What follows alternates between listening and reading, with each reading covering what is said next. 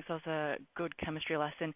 Maybe my second question there is just coming back to the average selling prices that you alluded to being higher next year.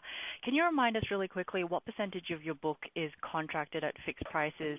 And then in your discussions, your contract renegotiations, any changes to sort of length of contract and appetite for floating versus fixed contracts going forward?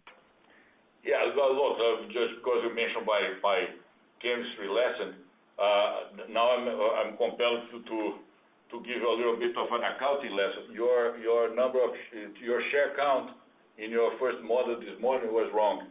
That's why your EPS number was wrong. So please go ahead and fix that, Emily. As far as my percentage of fixed contracts, around 45%. That's very helpful. Appreciate it.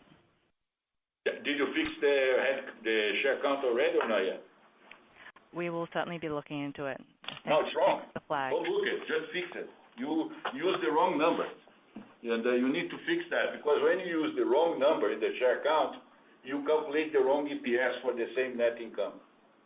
That's math lesson, not chemistry. Thanks, Lourenco.